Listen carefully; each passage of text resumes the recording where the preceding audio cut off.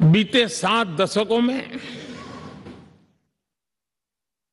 जो भी साथी इन जिम्मेवारियों से गुजरे हैं, जिम्मेवारियों को संभाली है, अनेक कानूनों, अनेक संशोधन और अनेक सुधारों का हिस्सा रहे हैं। अभी तक लोकसभा और राज्यसभा ने मिलकर करीब करीब 4000 से अधिक कानून पास किए हैं।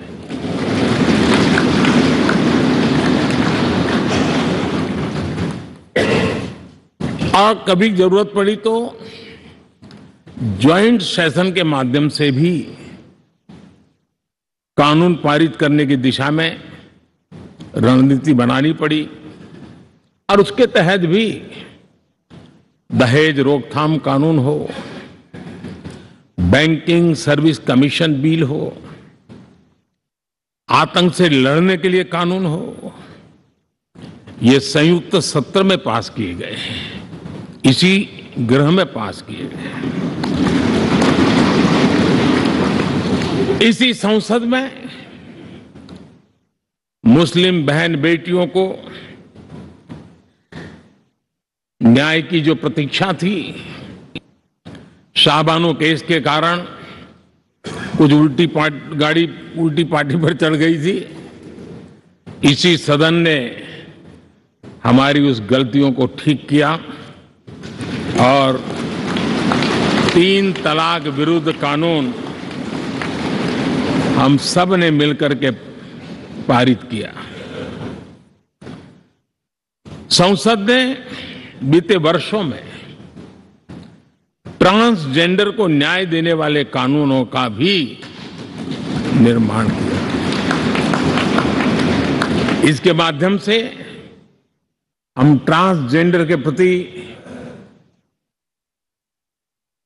सद्भाव और सम्मान के भाव के साथ उनको नौकरी, शिक्षा, स्वास्थ्य, बाकी जो सुविधाएं हैं, एक गरिमा के साथ प्राप्त कर सके, इसकी दिशा में हम आगे बढ़े। हम सभी ने मिलकर हमारे दिव्यांग जनों के लिए भी उनकी जरूरतों को देखते हुए, उनके एस्पिरेशंस को देखते हुए ऐसे कानूनों का निर्माण किया जो उनके लिए उज्जवल भविष्य की गारंटी बन रहे हैं। आर्टिकल 370 हटाने से लेकर वो विषय ऐसा रहा जो शायद ही कोई दशक ऐसा होगा कि चर्चा न हुई हो, चिंता न हुई हो और मांग न हुई हो। आक्रोश भी व्यक्त हुआ, सभागृह में भी हुआ, सभागृह के बाहर भी हुआ। लेकिन हम सबका सौभाग्य है कि हमें सदन में आर्टिकल 370 से मुक्ति पाने का, अलगाववाद, आतंकवाद के खिलाफ लड़ाई लड़ने का एक बड़ा महत्वपूर्ण कदम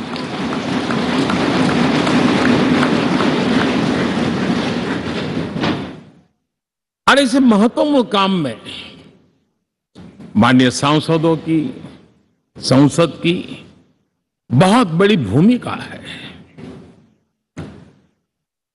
जम्मू कश्मीर में इसी सदन में निर्मित हुआ संविधान हमारे पूर्वजों ने दिया हुआ वो महामूल्य दस्तावेज जम्मू कश्मीर में लागू करते हैं तो इस मिट्टी को प्रणाम करने का मन करता है। आज जम्मू और कश्मीर शांति और विकास के रास्ते पर चलने के लिए प्रतिबद्ध हुआ है और नए उमंग, नए उत्साह, नए संकल्प के साथ जम्मू कश्मीर के लोग आगे बढ़ने का कोई मौका अब छोड़ना नहीं चाहते हैं। यह दिखाता है कि संसद के सदस्यों ने मिलकर के संसद के भवन में कितने महत्वपूर्ण काम किए हैं। माननीय सांसदगण, लाल किले से मैंने कहा था यही समय है, सही समय है।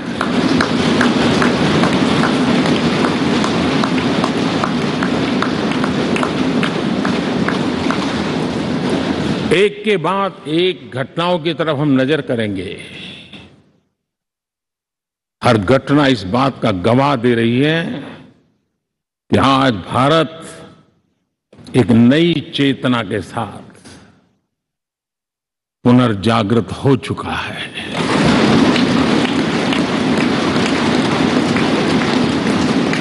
भारत नई ऊर्जा से भर चुका है और यही चेतना, यही ऊर्जा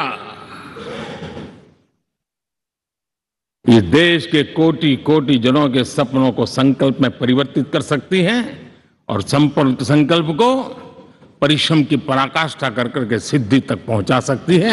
ये हम देख सकते हैं।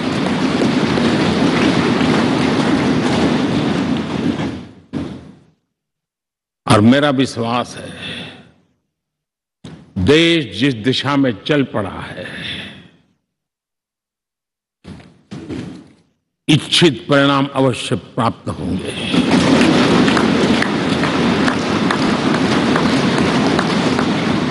हम गति जितनी तेज करेंगे, परिणाम उतने जल्दी मिलेंगे।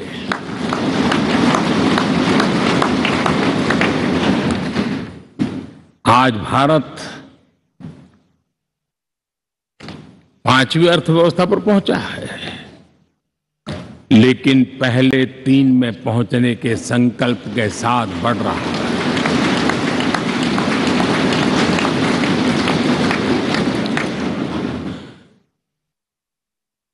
और मैं जिस स्थान पर बैठा हूं, जो जानकारियां प्राप्त होती है, उसके आधार पर विश्व के गणमान्य लोगों से बातचीत करता हूं, उसके आधार पर मैं बड़े विश्वास से कह रहा हूं, हम में से कुछ लोगों की निराशा हो सकती है, लेकिन दुनिया आश्वस्त है कि भारत टॉप 3 में पहुंच के रहेगा।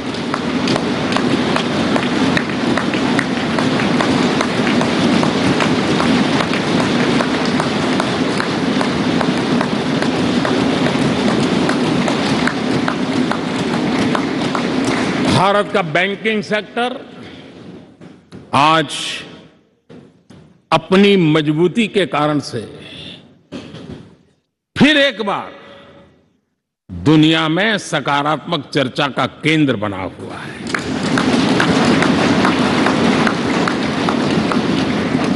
भारत का गवर्नेंस का मॉडल, यूपीआई, डिजिटल स्टैक, मैं इस G20 में देख रहा था, मैंने बाली में भी देखा।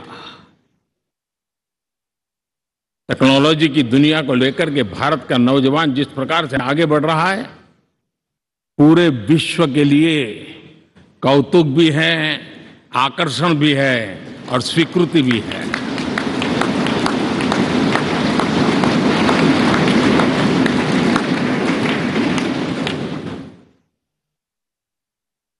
हम सब उस ऐसे कालखंड में हैं, मैं कहूंगा हम लोग एक भाग्यवान लोग हैं।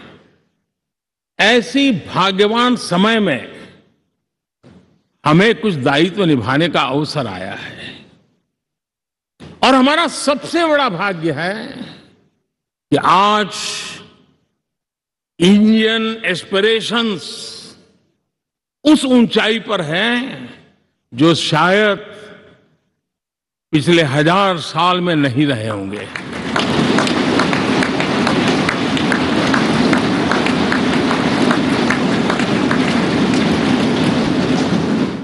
गुलामी के जंजीरों ने उसके एस्पिरेशंस को दबोच के रखा था।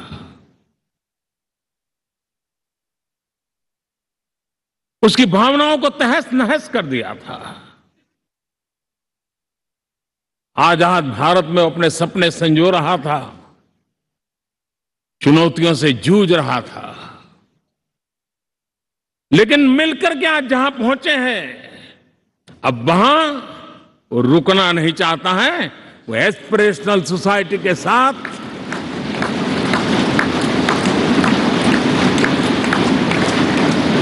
नए लक्ष्य गढ़ना चाहता है।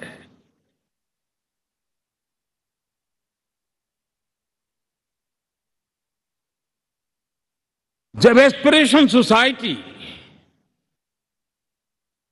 सपने संजोते ही हो, संकल्प लेकर के निकल पड़ी हो, तब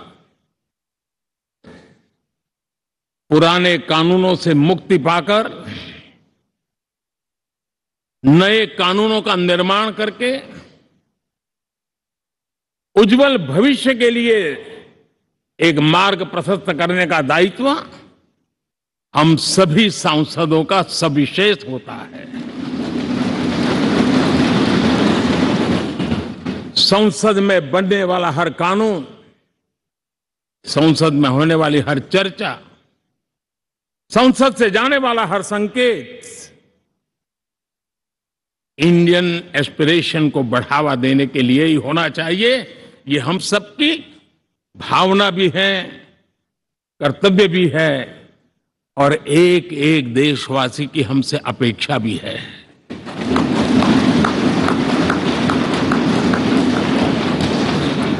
हम जो भी रिफॉर्म करें उसके मूल में इंडियन एस्पिरेशन सबसे सर्वोच्च पद पर होना चाहिए, प्राथमिकता पर होना चाहिए।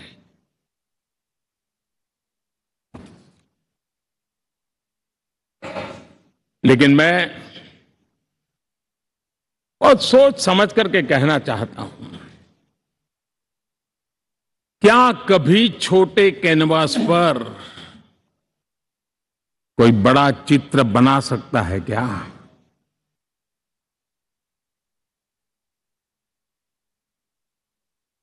जैसे छोटे कैनवास पर बड़ा चित्र नहीं बन सकता, वैसे हम भी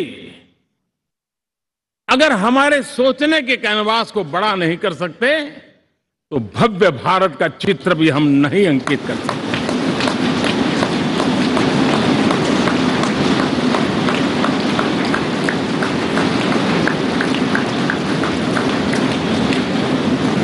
पचहत्तर साल का हमारे पास अनुभव है। हमारे पूर्वजों ने जो कुछ भी रास्ते बनाए उससे हमने सीखा है। हमारे पास एक बहुत बड़ी विरासत है। इस विरासत के साथ अगर हमारे सपने, हमारे संकल्प जुड़ जाए, हमारा सोचने का दायरा बदल जाए, हमारा कैनवास बड़ा हो जाए, तो हम भी उस भव्य भारत के चित्र को अंकित कर सकते हैं, उस तस्वीर का खाका खींच सकते हैं, उसमें रंग भरने का काम हम भी कर सकते हैं और आने वाली पीढ़ी को वो भव्य दिव्य मां भारती के हम उनको सुपुर्द कर सकते हैं। दोस्तों, अमृतकाल के 25 वर्षों में भारत को अब बड़े कैनवास पर काम करना ही होगा। अब हमारे लिए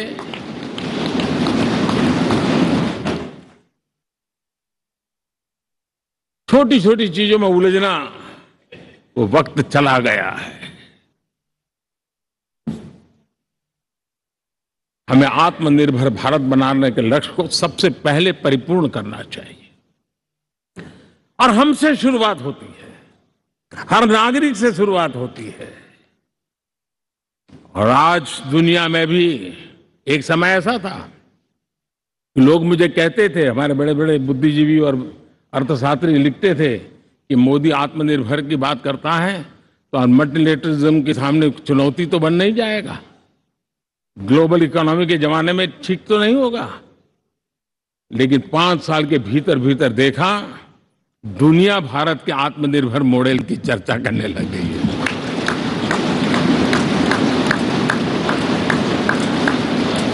और कौन हिंदुस्तानी नहीं चाहेगा कि डिफेंस सेक्टर में आत्मनिर्भर हो, एनर्जी सेक्टर में हम आत्मनिर्भर हो, एडिबल ऑयल,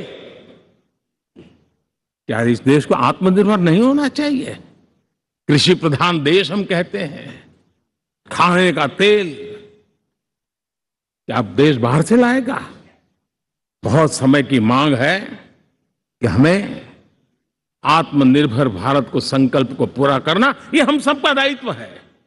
उसमें दल आड़े नहीं आते हैं, सिर्फ दिल चाहिए, देश के लिए चाहिए।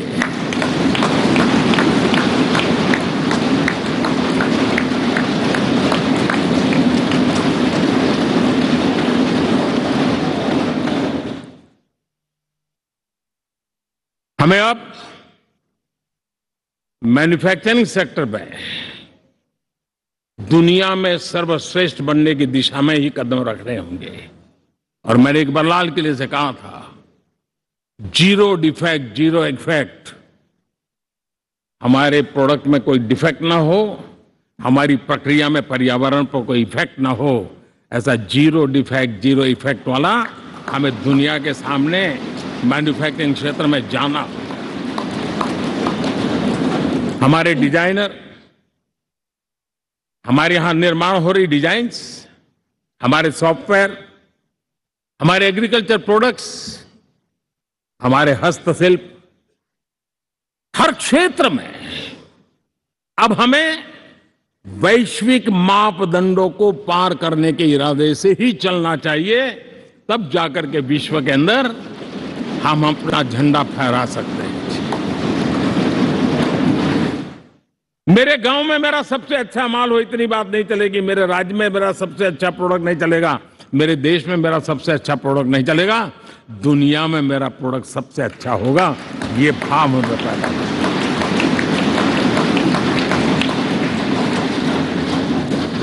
हमारी यूनिवर्सिटीज दुनिया के अंदर टॉप रैंकिंग में आए, अब इसमें हमें पीछे नहीं रहना है। हमारे शिक्षा जगत को नई नेशनल एजुकेशन पॉलिसी मिली है, एक खुलापन है, सर्वस्वीकृत बनी है। उसके सहारे अब हमें चल पड़ना है। और दुनिया के टॉप मोस्ट यूनिवर्सिटीज में अभी जब G20 में विश्व के मेहमान आए तो मैंने नालंदा की एक तस्वीर रखी थी वहां। और जब मैं दुनिया को कहता था 1500 साल पहले मेरे देश में दुनिया की उत्तम से उत्तम यूनिवर्सिटी हुआ करती थी, तो उन सुनते ही रह जाते थे। लेकिन हमें उसे प्रेरणा लेनी है, पर प्राप्त तो अभी करके रहना है। ये हमारा संकल्प होना चाहिए। आज हमारे देश का नौजवान खेल जगत के अंदर दुनिया में हमारी पहचान बना रहा है। टियर 2, टियर 3 सिटी से, गांव, गरीब परिवारों से, गांव से देश के नौजवान, देश की बेटे बेटियां आज खेलकूद के जगत जीवन में हमारा नाम रोशन कर रही है। लेकिन देश चाहता है और देश का संकल्प होना चाहिए कि अब खेलकूद के हर पोडियम पे हमारा तिरंगा भी लहराता होगा।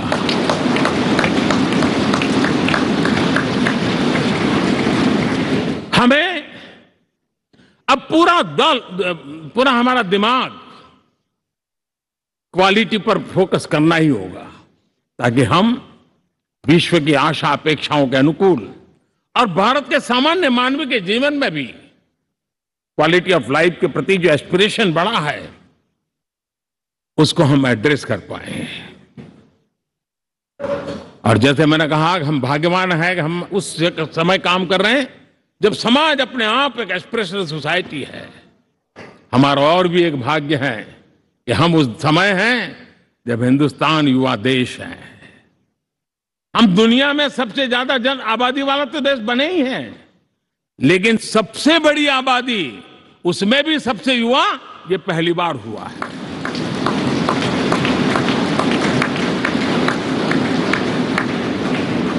जिस देश के पास ये युवा शक्ति हो, युवा सामर्थ्य हो, तब हमें उसकी टैलेंट पे भरोसा है, हमें उसकी संकल्प शक्ति पे भरोसा है, उसकी साहस में हमें भरोसा है।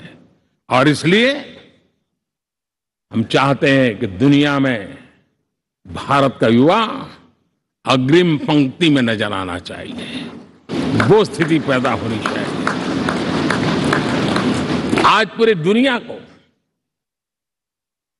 स्किल मैन पावर की बहुत बड़ी जरूरत है और भारत विश्व की इस आवश्यकता की पूर्ति के लिए अपने आप को सज्ज कर सकता है और उन आवश्यकताओं को पूरी कर करके दुनिया में अपनी एक जगह भी बना सकता है।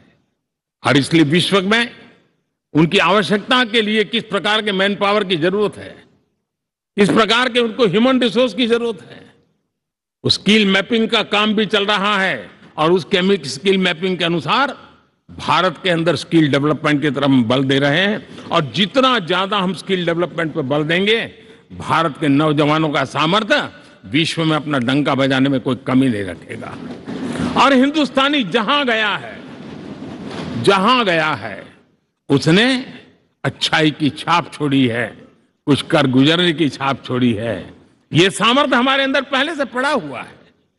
और हमारे पहले जो लोग गए हैं उन्होंने इससे छवि भी बना के रखी हुई है। आपने देखा होगा पिछले दिनों करीब 150 नर्सिंग कॉलेज एक साथ खोलने का निर्णय किया। पूरे दुनिया में बहुत बड़ी रिक्वायरमेंट है नर्सिंग की। हमारी बहन, हमारी बेटियां, हमारे बेटे उस क्षेत्र में दुनिया में पहुंच सकते हैं, आसानी से पहुंच सकते हैं। पूरे विश्व की जरूरत है। और ये तो मानवता का काम है जिसमें हम पीछे नहीं रहेंगे। आज मेडिकल कॉलेजेस का इतना व्यापक रूप से निर्माण, देश की आवश्यकता तो पूरी करनी ही करनी है, दुनिया की आवश्यकताओं में भी योगदान दे सकते हैं। कहने का तात्पर्य यही है, हर छोटी चीज पर बारीकी से ध्यान देते हुए, उस पर अपना ध्यान केंद्रित करते हुए हमें आगे बढ़ना है। हमें भविष्य के लिए सही समय पर सही फैसले भी लेने होते हैं। हम फैसलों को टाल नहीं सकते।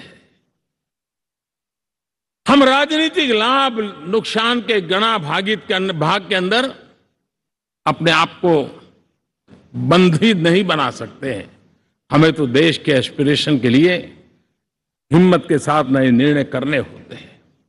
आज सोलर पावर के सफल मूवमेंट्स हमारी भावी पीढ़ी के लिए एनर्जी क्राइसिस से मुक्ति की गारंटी दे रहा है।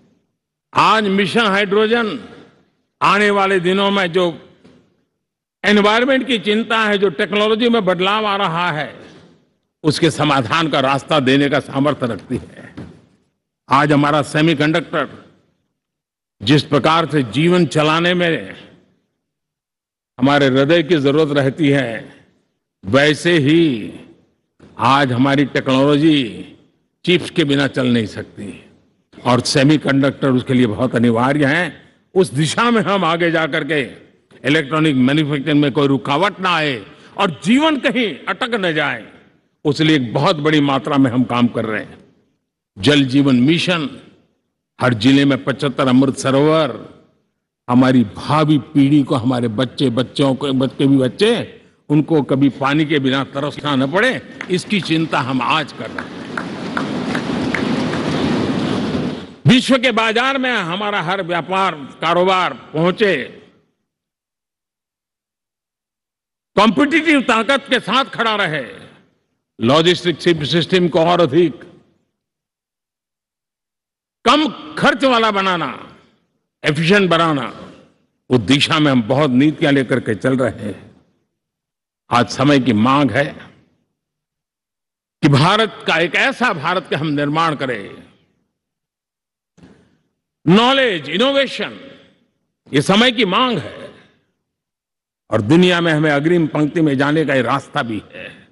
और इसलिए पिछले हमने समय नेशनल एजुकेशन पॉलिसी के साथ साथ टेक्नोलॉजी के बढ़ावे के लिए हमने रिसर्च और इनोवेशन का एक कानून भी पारित किया है, ताकि हमारे देश के नौजवानों को इस इनोवेशन के और चंद्रयान 3 की सफलता के बाद देश के नौजवानों के मन में विज्ञान की तरफ आकर्षण बढ़ रहा है।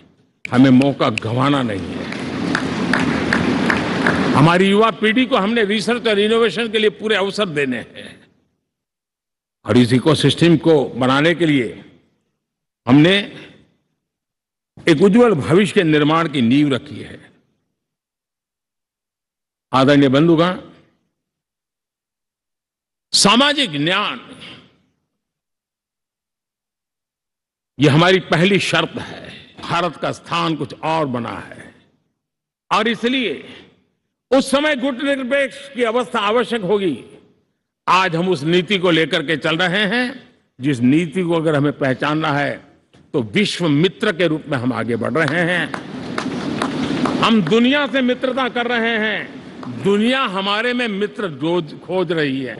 ये शायद विश्व में एक भारत ने और दूरी नहीं हो सके उतनी निकटता, उस रास्ते पर चल करके भी हम अपने विश्व मित्र के रूप में भाव आज सफलतापूर्वक आगे बढ़ा रहे हैं। और मुझे लगता है कि इसका लाभ आज भारत को हो रहा है। भारत आज दुनिया के लिए एक स्टेबल सप्लाई चेन के रूप में उभर रहा है और आज विश्व की ये जरूरत है। और उस आवश्यकता की पूर्ति करने का काम G20 में भारत ग्लोबल साउथ के आवाज बनकर के उभरा है। ये बीज G20 समिट में जो बीज बोया गया है, मेरे देशवासी आने वाले समय देखेंगे कि वो ऐसा वटवृक्ष बनने वाला है, ऐसा वटवृक्ष बनने वाला है, विश्वास का ऐसा वटवृक्ष बनने वाला है जिसकी साया में आने वाली पीढ़ियां सदियों तक एक गर्व के साथ अपना सीना तान करके खड़ी रहेगी। ये मुझे विश्वास है।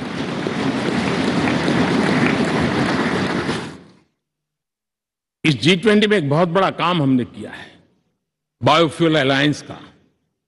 हम विश्व के नेतृत्व करते रहे, दिशा दे रहे हैं और विश्व को बायोफ्यूल अलायंस में दुनिया के सभी देश देखते ही देखते उसकी सदस्यता ले रहे थे और एक बहुत बड़ा आंदोलन खड़ा होने जा रहा है और जिसका नेतृत्व ये हमारा भारत कर रहा है। छोटे छोटे महाद्वीप, उनके साथ भी आर्थिक कॉरिडोर बनाने की दिशा में हमने बड़ी मजबूती के साथ कदम उठाए हैं। आदरणीय बंधुगण, आदरणीय उपराष्ट्रपति जी, आदरणीय स्पीकर महोदय, आज हम यहां से विदाई लेकर के नए भवन में जा रहे हैं, संसद के नए भवन में बैठने वाले हैं और ये शुभ है, गणेश चतुर्थी के दिन बैठ रहे हैं।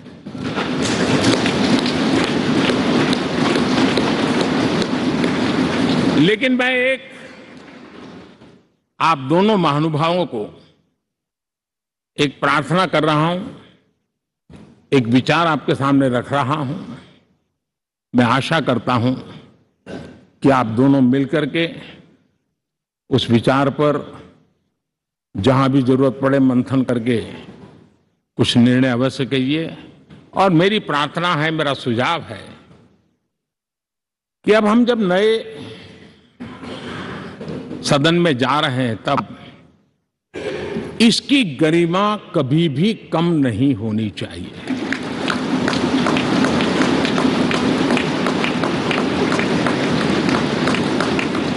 इसे सिर्फ पुरानी पार्लियामेंट कहकर के छोड़ दें, ऐसा नहीं होना चाहिए।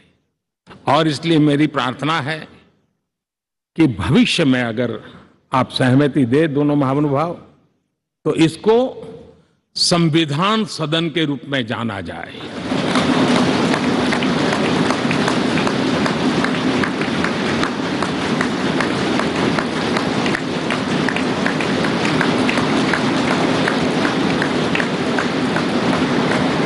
ताकि ये हमेशा हमारे रक्षा के लिए हमारी जीवन प्रेरणा बनी रहेगी।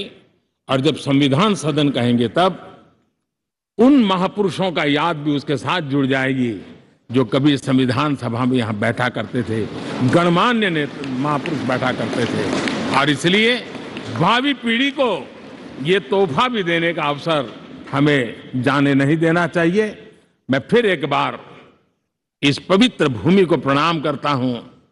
यहां पर जो तपस्या हुई है, जन कल्याण के लिए संकल्प हुए हैं, इसको परिपूर्ण करने के लिए 7 दशक से भी अधिक समय से जो पुरुषार्थ हुआ है, उन सबको प्रणाम करते हुए मैं मेरी वाणी को विराम देता हूं और नए सदन के लिए आप सबको शुभकामनाएं देता हूं।